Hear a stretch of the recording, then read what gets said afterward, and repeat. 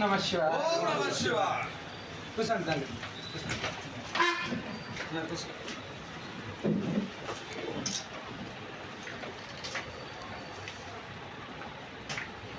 అందరు బాగున్నారా? ఇంకా ఇగో మా స్వామి చేసినట్టు ఇంకా మీరు సేవలు చేయాలి. అందరం కలిసికట్టుగా ఎంతో సేవ చేశారు, కళ్యాణం చేపించారు, బీద వాళ్ళని చదివిస్తున్నారు. అలా నేను తెలుసుకొని మరీ నేనే వచ్చాను ఇక్కడికి.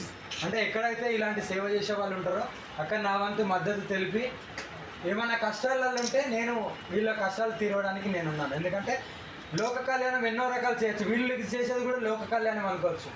ఎంతో డబ్బు ఉన్నా మనం ఒకరికి చివరికి కాటికి పోయేటప్పుడు ఏం కూడా తీసుకెళ్ళాం, కానీ ఇప్పుడు ఈ స్వామి గారు చేసిన సేవ మాత్రం పేరు తీసుకెళ్తాం.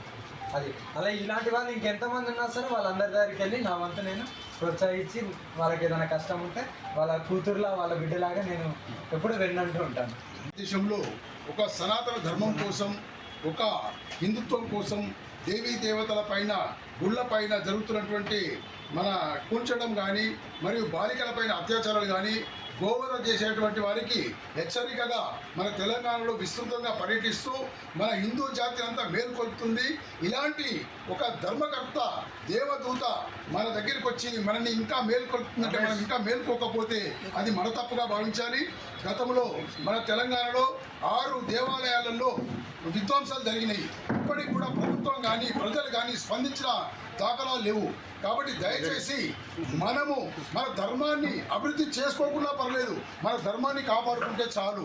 ఎందుకంటే అన్ని మతాల లెక్క మన మతము విస్తృతపరుచుకునే అవకాశం మనకు అవసరం లేదు. ఎందుకంటే మన మతము చాలా పెద్దది. హిందూ దేశంలో భారతదేశము పుణ్యభూమి, కర్మభూమి, యోగ భూమి మరియు యుద్ధ భూమి. ఇలాంటి పుణ్యమైన భూమిలో మనం జన్మించడం అనేది మన పూర్వజన్మ సుకృతంగా భావించి ఇలాంటి అఘోరీలు వాళ్ళు జీవితాన్ని త్యజించి దైవ చింతనతోటి, ఆధ్యాత్మిక చింతనతోటి మనకు ఈ హిందుత్వ ధర్మాన్ని నేర్పుతూ, సనాతన ధర్మాన్ని నేర్పుతూ, దేవీ దేవతలను కాపాడుతూ మనకు ఒక రక్షణగా నిలుస్తున్నారు. కాబట్టి మనం కూడా మన వంతుగా ఈ అమ్మవారికి మనం తోడ్పడాలని కోరుకుంటున్నాను. అమ్మవారు మా గురించి తెలుసుకొని నేను చేసిన బీద జంటల వివాహాలు కానీ, శ్రీమంతాలు కానీ, మరి బీద విద్యార్థుల చదువుల కోసం చదివించే అవన్నీ విషయాలు తెలుసుకొని మిమ్మల్ని కలవాలంటే అమ్మ మీరు మమ్మల్ని కలవడం కాదు, మేమే మిమ్మల్ని కలవాలి. అది మాకు భాగ్యము, మా పూర్వజన్మ సుకృతంగా మేము భావిస్తున్నాము. మీరు తప్పక మేము స్వాగతిస్తాం, మీరు రావాలని చెప్పి కోరినాము.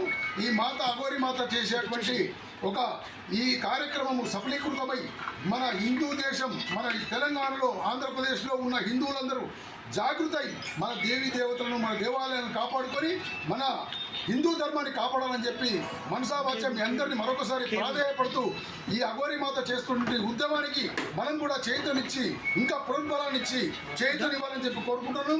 కొందరు అఘోరి మాతను వేరే విధంగా వాడుకుంటూ, అంటే అఘోరి మాత హత్య చేయబడ్డది, యాక్సిడెంట్ అయింది, లేనిపోని అభూత కల్పనలు కలిపి వారి టీవీ ఛానళ్ళు రేటింగ్ పెంచుకుంటున్నారు. వారికి ధనం వస్తుందేమో కానీ కీర్తి ప్రతిష్టలు మాత్రం రావు. ఎందుకంటే ఒక మంచిని చూపించినప్పుడు మంచినికి మనం సపోర్ట్ చేస్తే ధర్మంకు సపోర్ట్ చేసినట్టుగా భావించాలని చెప్పి కోరుతున్నాను. గుళ్ళు ధ్వంసమైనాయి, అయినా సరే ప్రభుత్వాలు స్పందించట్లేదు, హిందువులు ఎవరు కూడా ఏకం అవ్వట్లేదని నేను నా వంతుగా నేను ఇప్పుడు కార్తీక మాసంలో కూడా 2-3 పూజలు ఉండి కూడా నేను వాటిని కొద్దిగా వేరే ఇంకా తెలంగాణలోనే చేద్దాం, అదే పూజ లేదు అని ఇక్కడికి వచ్చి నా వంతు నేను ఎక్కడైతే గుళ్ళు ధ్వంసమైందో అక్కడికి వచ్చి నా వంతు నేను చేశాను పూజలు. నేను ఇదే ప్రజలకు కూడా కానీ తెలంగాణ ప్రభుత్వానికి ఇదే చెప్పబోతున్నాను. అందరం కలిసికట్టుగా మన ధర్మాన్ని కాపాడుకుందాం, ఆడపిల్లలను కాపాడుకుందాం, గోహత్యను ఆపుదాం. ఈ 3 జరగని పక్షంలో నా వంతు నేను తాండవం చేసి ఈ దేహాన్ని కూడా వదిలిపెట్టబోతున్నాను. ఎందుకంటే ఎంత హెచ్చరించినా సరే ఎవరు మేలుకోవట్లేదు. ఎందుకు హిందువులందరూ ఏకం అవ్వట్లేదు, ఎందుకు ప్రభుత్వాలు కూడా స్పందించట్లేదు అనేది ఒక చిన్న నా ఈ మీడియా పరంగా కూడా చెప్తున్నాను. ఇప్పటికైనా కఠిన చర్యలు తీసుకోండి. ఎవరైతే ఆ గుళ్ళు ధ్వంసం చేసినా ఎక్కడున్నారో ఏమున్నారో వాళ్ళ అసలు ఎక్కడుంటారు, వాళ్ళకు ఏమైనా శిక్ష చేసినా లేదా ఏ ప్రజలకు కూడా అసలు ఇప్పటివరకు తెలియదు. ఎందుకు ఇట్లా చేస్తున్నా, నేనే ధర్నా చేద్దాం అనుకున్నా, కానీ ఈ కార్తీక మాసం పూజల వల్ల అఘోరులు కూడా చాలామంది వస్తున్నారు. మేము ఆ పూజలు ఉన్నాయి దానివల్లనే నేను ఇంకా ఏం చేయలేకపోతున్నా. ఇదంతా అయిపోయిన తర్వాత కార్తీక మాసం తర్వాత నేను మళ్ళీ ఎక్కడైతే ఆ గుళ్ళు ధ్వంసమైందో అప్పటి వరకు కూడా స్పందించకపోతే నా వంతు నేను ఇంకా చాలా పెద్ద ఎత్తున పోరాటం చేయబోతున్నాను. ముఖ్యంగా ఉపేందర్ గారి దగ్గరికి రావడానికి కారణం నేను స్వయంగా తెలుసుకున్నాను. ఇంకా చాలామంది ఉన్నారు, అందరి దగ్గరికి కూడా వెళ్ళబోతున్నాను. చాలా పెళ్ళిళ్ళు చేశారు, ఇంకా చాలా ఎన్నో సేవలు చేశాను, పిల్లలకు కూడా సేవ చేశాను. ఎంతో సేవ చేసిండు కాబట్టి నేను చాలామంది హిస్టరీ నా దగ్గర ఉంది, అందరికీ కలుస్తాను. ఇలాంటి సేవ చేసే వాళ్ళని నా వంతు నేను కాపాడుకోవాలి. ఇది కూడా ఒక ప్రకారం లోక కళ్యాణం కాబట్టి ఇలాంటి వాళ్ళని నా వంతు మద్దతు తెలిపితే ఇంకా వీళ్ళు ఇంకా ఆ ఆనందంలో ఇంకా రెట్టింపు ఉత్సాహంలో ఇంకా మంచి సేవ చేసుకోగలుగుతారు. వీళ్ళకి ఏదైనా కష్టం ఉంటే వీళ్ళ ఒక బిడ్డలాగా నా వంతు నేను తీరుస్తాను. ఒకసారి మాట ఇచ్చిన తర్వాత వెనక్కి తీసుకోవడం అనేది ఉండదు. అది ఆత్మార్పణ కానీ ఇంకోటి కానీ దానికి టైము సందర్భం బట్టి నేను చేస్తాను. ఓకేనా? ఇప్పుడంటే ఇప్పుడు చేసుకోవచ్చు, కానీ లోక కళ్యాణం గురించి వచ్చినప్పుడు గురువు ఆజ్ఞతోనే నేను నడుస్తున్నాను.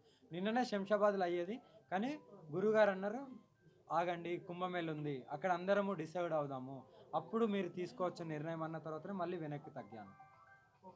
అవ్వడం వస్తున్నాను తండ్రి, ఈ కుంభమేళలో ఏదో ఒకటి డిసైడ్ అవుతుంది, దాన్ని బట్టి నేను నడుచుకుంటాను. కానీ ఎప్పుడు కానీ నా అడుగు మాత్రం వెనక అడుగు వేసేది లేదు. ఎంత పెద్ద విధ్వంసంలో వచ్చినా కూడా దాన్ని ఆపడానికే నా ప్రయత్నం. ఎంతమంది అడ్డుకున్నా, ఎంతమంది ఇంకా ఎన్ని విమర్శలు చేసినా కూడా వెనక్కి అడిగే ప్రసక్తే లేదు. ఆడపిల్లని ఎవరైనా చెయ్యి వేస్తే అంగం కోసి, ఈ మధ్యలో ఒక అంగాన్ని కోయబోతున్నాను, ఒక పెద్ద ఎత్తున జరగబోతుంది. అంగాన్ని కోసి మీరందరూ చూస్తుండగా నేను నడి రోడ్డు మీద పెడతాను. ఇది హెచ్చరికగానే.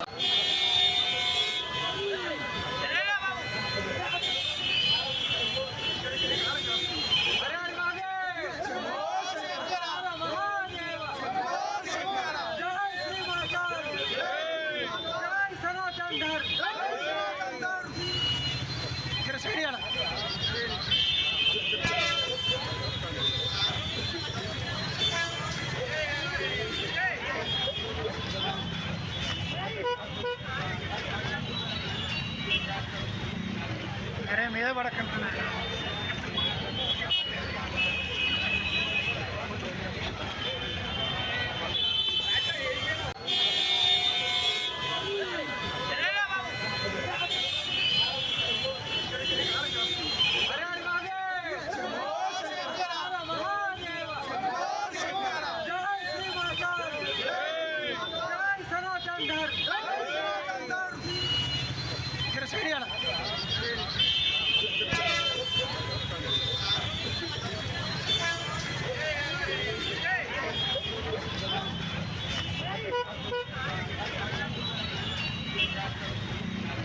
అరే మీద పడకంటున్నా.